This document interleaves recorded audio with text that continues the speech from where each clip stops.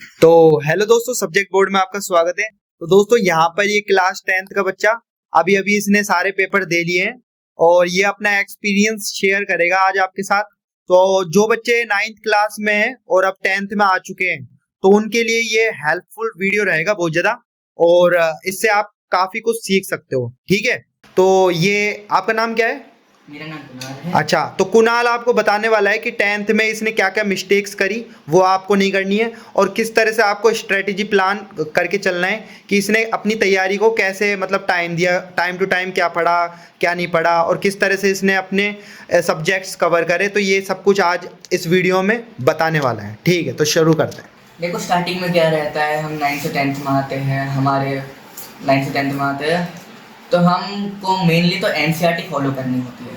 Class 10 CBSE के boards के exam में वो टोटली एनसीईआरटी बेस्ड होते हैं। जो मेनली कॉन्सेप्ट होते हैं वो एनसीईआरटी में से आते हैं। अगर हम उनको अच्छे से एकदम 4 to 5 टाइम्स हर एक बुक कवर कर लेते हैं तो वो एक मोर देन सफिशिएंट होता है। और उसके बाद हमको एक मेनली पीवाईक्यूज करने होते हैं सॉल्व, क्योंकि बोर्ड्स के एग्जाम में पीवाईक्यू ही मेनली आते हैं। तो अगर हम पिछले 3 to 4 ईयर के पीवाईक्यू अगर सॉल्व कर लेते हैं तो मोर देन सफिशिएंट होता है हमारे लिए। और उसके आखिर में सैम्पल पेपर्स होते हैं, वो सॉल्व कर लो, बहुत है हमारे लिए। अभी जैसे तुम्हारे पेपर दिए, अभी तुमने सीबीएसई बोर्ड के जितने पेपर थे आपके, साइंस के, मैथ के, इंग्लिश के, हिंदी के, एसएस के, तो इनमें पीवाईक्यू का कितना रोल था अभी? देखो पीवाईक्यू क्या होता है, मेनली पीवाईक्यूज आते हैं जो मोर मतलब कितना परसेंटेज देखने को मिला? देखो मोस्टली जो क्वेश्चन होता है पीवाईक्यू होता है, लेकिन ऐसा नहीं होता कि क्वेश्चन डायरेक्टली दे देंगे। क्वेश्चन वही रहता है, हल्का सा वो एंगल चेंज करके दे देते हैं। अच्छा, और उसके बाद एनसीईआरटी आपको अच्छे से फॉलो करनी है? हाँ बिल्कुल, एनसीईआरटी बहुत जरूरी है for line by line. Yes yes बिल्कुल। अच्छा, तो सबसे पहले जैसे सब्जेक्ट की बात करें एसएसटी, तो एसएसटी से बच्चों को डर लगता है, तो एसएसटी कैसे करा आपने? एसएसटी में हमारे मेनली 4 बुक्स होती है, जिनमें हमारी history, geography, politics and economics आती है। बच्चों को मेनली डर लगता है हिस्ट्री से। वो क्यों लगता है? क्योंकि उसमें बहुत सारे नेम्स होते हैं, डेट्स होते हैं और बहुत सारे प्लेसेस होते हैं। तो उनके लिए हमको ज़्यादा कुछ नहीं करना है। एक we have to make a chart, उसमें हमको सारी चीज़ों का नाम लिख लेना चाहिए और एक ऐसी जगह पे चिपका लेना चाहिए जिसमें हम ज़्यादातर आते रहे, और जब भी आए तो हम उसको एक दो बार एक नज़र डाल ले, पढ़ ले, जिससे कि एकदम हमारे दिमाग में कॉपी पेस्ट हो जाए। और जो मेनली ज्योग्राफी, पॉलिटिक्स और इकोनॉमिक्स है, इनमें हमको इकोनॉमिक्स में मेनली जो बुक के एग्जाम्पल्स होते हैं वो हमको नेसेसरी होता है पढ़ने सारे के सारे। जियोग्राफी में जो मैप्स होते हैं वो बहुत इंपॉर्टेंट है, सारे एरिया, सारी प्लेसेस, सारे रिसोर्सेज वगैरह। और पॉलिटिक्स में हमारी मेनली थ्योरीज पूरी कवर रहनी चाहिए, क्योंकि वो मेनली वही पूछता है, डायरेक्ट क्वेश्चन आते हैं पॉलिटिक्स में से, ज़्यादा घुमा फिरा के नहीं देते। अच्छा, और आपने इंग्लिश में कैसे करा? इंग्लिश में मेनली लिटरेचर जो होती है वो बहुत ईजी आती है। लिटरेचर ज़्यादा डरने की बात नहीं होती है, उसका अगर हम 2-3 बार पढ़ लेते हैं, क्योंकि स्टोरी होती है वो हमारी एकदम याद हो जाती है। जो मेनली जो बच्चे जिसको थोड़ा घबरा जाते हैं वो होते हैं अनसीन पैसेजेस। अनसीन पैसेज के लिए हमको कुछ नहीं करना, बस थोड़े प्रैक्टिस चाहिए होती है, तो एकदम ध्यान से पढ़ना होता है उन पैसेजेस को। जिसके बाद पहले हमको क्वेश्चन पढ़ने चाहिए, फिर पैसेज पढ़ने चाहिए। जिससे क्या होता है, हमको पता लग जाता है कि यह हमने क्वेश्चन पढ़ा था और इसका आंसर हमको पैसेज में मिल चुका है, तो हमको एक तरीके से उसको पॉइंट कर लेना चाहिए, जिसके बाद हम वापस पढ़े तो हमको वो जल्दी से जल्दी मिल सके। और जो ग्रामर पोर्शन जो होता है उसमें हमको मोर देन प्रैक्टिस करनी पड़ती है क्वेश्चंस की। जितने ज़्यादा क्वेश्चन प्रैक्टिस करोगे उतने अच्छा आपके ग्रामर के कॉन्सेप्ट्स क्लियर रहेंगे। अच्छा, और हिंदी में भी ऐसे करा आपने? हिंदी में भी सेम रहता है, इंग्लिश के ज़्यादा कुछ डिफरेंस नहीं होता है। स्टोरी होती है, ग्रामर होती है। हिंदी बस थोड़ा ऐसा होता है कि आपको हल्की फुल्की मात्राओं की, हिंदी का भी इंग्लिश से वो ज़्यादा अलग नहीं होता है। हिंदी में मेनली यही होती है, स्टोरीज होती है, ग्रामर होते हैं, पैसेज होते हैं। हिंदी में आपको बस ज़्यादा कुछ नहीं करना है, आपको बस आंसर एक बार लिख के देखना है, क्योंकि होता है मेनली बच्चे मात्राओं की गलतियाँ कर देते हैं। ऐसे बहुत कम करते हैं, 10th में के बच्चों को आदत हो जाती है, लेकिन कुछ बच्चे होते हैं जिनको अभी भी मात्राओं की गलती करने की आदत हो जाती है और वो गलत कर देते हैं। और ज़्यादा इंग्लिश और हिंदी के एग्जाम्स में क्या होता है, बड़े क्वेश्चन पेपर्स आते हैं, तो उनको एकदम टाइम मैनेजमेंट लेके चलना होता है। अच्छा, और मैथ साइंस में क्या करा आपने? मैथ्स में ज़्यादा कुछ नहीं होता, मैथ्स बहुत इजी है कि मैथ्स ही अच्छा, मैथ्स में स्टैंडर्ड और बेसिक दोनों रहता है, आपके पास कौन सा था? मैथ्स में मैंने स्टैंडर्ड मैथ्स ली। अच्छा, तो स्टैंडर्ड का बताओ आप कैसे कराते हैं? स्टैंडर्ड मैथ्स में क्या होता है, थोड़ा बेसिक से हायर लेवल होता है। तो पहले आपने बुक कर ली होगी कवर पूरा? यस यस यस बिल्कुल। अच्छा, फिर उसके बाद पीवाईक्यू? बिल्कुल, पीवाईक्यू बहुत नेसेसरी होता है किसी भी स्टैंडर्ड के एग्जाम के लिए। बेसिक्स के लिए एनसीईआरटी आप कर सकते हो, लेकिन स्टैंडर्ड के लिए आपको पीवाईक्यू करना नेसेसरी है। अच्छा, और क्या क्या करा आपने उसमें मैथ्स में? मैथ्स में क्या करना होता है कि हमको पहले पूरी एनसीईआरटी कर लो, फिर पीवाईक्यूज कर लो, फिर क्वेश्चंस को अगर रिपीट कर रहे हैं तो we have to make time. हम टाइम लगा के चले कि अंडर 2 मिनट्स कर लेना चाहिए, अंडर 3 मिनट्स कर लेना चाहिए, अंडर 5 मिनट्स कर लेना चाहिए। वो अकॉर्डिंग होना चाहिए कि उसके मार्क्स के हिसाब से कितने मार्क्स का है। और एमसीक्यूज जो होते हैं वो बहुत, कुछ एमसीक्यूज के होते हैं हम उसको देखते कर लेते हैं, और कुछ एमसीक्यूज में बहुत ज़्यादा टाइम लग जाता है। तो एमसीक्यूज में जितना हो सके कम टाइम लगा के चलो, और लॉन्ग आंसर्स और केस स्टडी को एकदम ध्यान से पढ़ो, क्योंकि थोड़ी ट्रिकी आती है। वो लंबे क्वेश्चंस होते हैं, बच्चे कंफ्यूज हो जाते हैं कि आंसर क्या करना है, क्योंकि वो गलत चीज़ें पढ़ लेते हैं, फिर आंसर भी गलत चीज़ें कर देते हैं, फिर उनका मार्क्स कट जाते हैं। तो क्वेश्चंस को एकदम केयरफुली पढ़ना होता है, और एकदम अच्छे से आंसर लिखना होता है। जो आंसर्स होते हैं उनको आखिर में बॉक्स में बनाना होता है, जिससे कि एग्जामिनर को एकदम हाईलाइट हो सके आंसर, उनको ज़्यादा ढूंढने की ज़रूरत ना पड़े। तो आप डेली कितना टाइम देते थे इसमें मैथ्स में?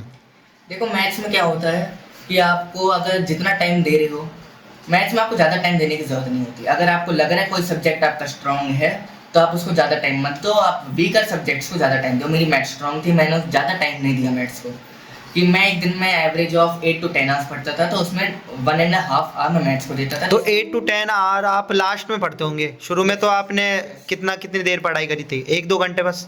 हाँ, शुरू में स्कूल के साथ अगर जैसे आप ट्यूशन जाते हो तो 2.5 या 2 या 2 घंटे, 2 या 3 है ना? 2 या 3 घंटे बहुत होता है। अगर आप ट्यूशन नहीं जाते, आप घर पे पढ़ रहे हो, तो आपको मिनिमम 4 to 5 आवर्स तो आपको कर लेना चाहिए सब सब्जेक्ट्स मिला के। बराबर सब्जेक्ट्स को बांटो टाइम में, ऐसे नहीं कि आप बस 4 घंटे मैथ्स कर रहे हो, 4 घंटे साइंस कर रहे हो, 4 घंटे एसएस करो, कि आप टाइम को बांट लो। या फिर ऐसे करो कि आप वीक में कर सकते हो, कि मंडे को मैथ्स पढ़ ली, ट्यूसडे को साइंस पढ़ ली, ऐसे कर सकते हो।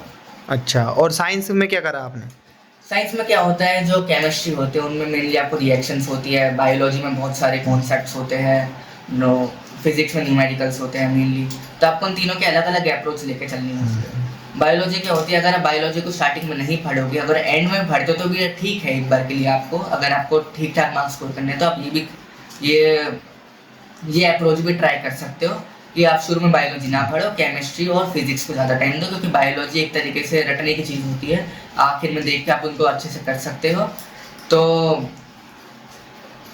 और डायग्राम्स को एकदम अच्छे से देख लिया करो, डायग्राम्स में से बहुत हैवी वेटेज के क्वेश्चंस आते हैं, केस स्टडीज आ जाती है। लॉन्ग आंसर में अगर आप डायग्राम्स बनाते हो तो वो एक आपको फुल मार्क्स लेने के लिए अप्रोच कर देता है, हाँ। मतलब फुल मार्क्स लिए का अप्रोच एक बहुत अच्छी होती है। अगर किसी भी लॉन्ग आंसर में डायग्राम अगर बना रहे हो तो बहुत सही हो जाता है उससे। अच्छा, और आपने क्या क्या मिस्टेक्स करी? मतलब ये सारे सब्जेक्ट तो चलो ठीक कवर करा, आपने सबसे ज़्यादा मिस्टेक्स क्या करी, मतलब पूरी होल जर्नी में? हाँ, तो जो मिस्टेक्स होती है मेनली होती है मिड जर्नी में, जो कि गर्मियों की छुट्टियों के बाद आती है, और दिसंबर से पहले जो बीच के टाइम होता है उनमें बहुत सारे बच्चे अपना मोमेंटम खो देते हैं।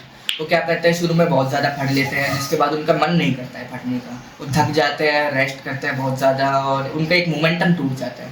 जिसके बाद जब उनके आखिर में वो प्री बोर्ड्स आते हैं तो उनको बहुत दिक्कत होती है। तो क्या करना है, बीच में अगर आपको लग रहा है कि अब आपसे नहीं हो पा रहा, तो ज़्यादा एकदम रोक मत दो, हल्का हल्का पढ़ो, 2 आवर्स 1.5 आवर्स, जिससे आपका एक मोमेंटम बना रहे, और आपको एक तरीके से कोर्स छूटे भी ना, आपका मोमेंटम बना रहे। और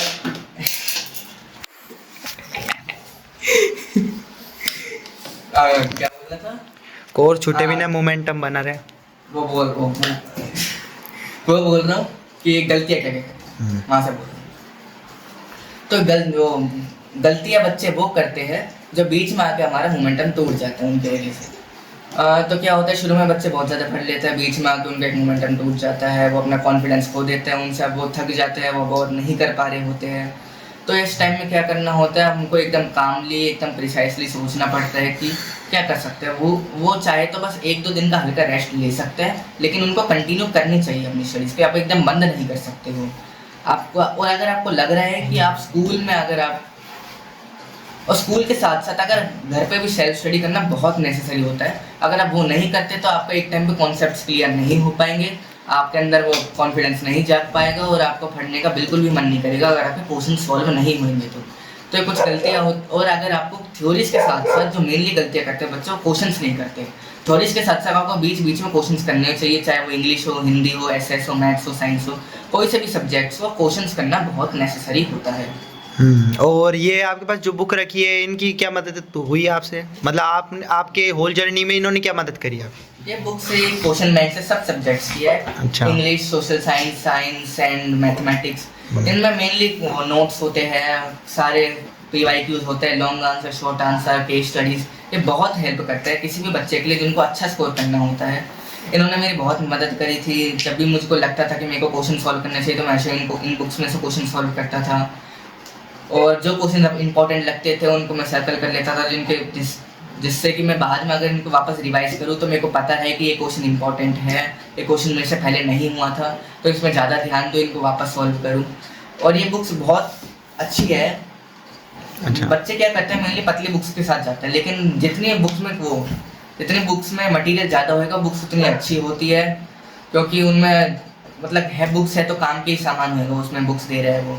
तो बुक्स को एकदम अच्छे से पढ़ा करो, लाइन टू लाइन रीड करा करो, जो थ्योरीज होती है, नोट्स होते हैं, उनको पढ़ा करो, क्वेश्चन सॉल्व करा करो। तो यही सब है। और इनमें पीछे आंसर्स, टॉपर्स के भी आंसर होते हैं। बच्चे जो मेनली गलती करते हैं उनको आंसर्स लिखना नहीं आता होता है, तो इनके पीछे टॉपर्स के भी आंसर दे दिए होते हैं, जो कि बताते हैं पिछले साल के टॉपर्स ने कैसे आंसर्स को राइट करा था जिससे उनके फुल मार्क्स आए थे। इसने बहुत हेल्प करी मेरी कि मुझे पता चला आंसर्स को बॉक्सेस में करना है, अंडरलाइन करके चलनी है हाईलाइट पॉइंट्स को, और ऐसे बहुत सारी चीज़ें थी जो इन बुक्स ने मुझे मदद करी। तो ऐसे एजुकार्ड की बुक है, अगर आप चाहो तो इनको अप्लाई कर सकते हो, बहुत हेल्पफुल है, बहुत अच्छी है। और लास्ट टिप क्या देना चाहते हो? चलो अब चलते हैं, लास्ट टिप क्या देना चाहते हो? लास्ट टिप बस यही रहेगी कि फाइनल टाइम जो होता है वो में आपको बिल्कुल स्ट्रेस नहीं लेना होता है। बोर्ड्स एग्जाम में एकदम फ्रेशली जाओ, एकदम कामली जाओ, अपना प्रिपरेशन अच्छे से करो, रिवीजन अच्छे से करो, और जब आप सेंटर में पहुंच जाओ तो बिल्कुल भी आप अपना कॉन्फिडेंस मत खोना। बच्चे क्या करते हैं, डर जाते हैं, वो अपने आधे कॉन्सेप्ट उस टाइम पे भूल जाते हैं। तो एकदम कूल रहो, काम रहो, पानी पीते रहो, हाइड्रेटेड रहोगे तो दिमाग चलता रहेगा। And stay cool, stay calm, 10th की प्रिपरेशन अच्छे से करो, और आई विश आप 10th में बहुत अच्छा स्कोर करो। ठीक, चलता।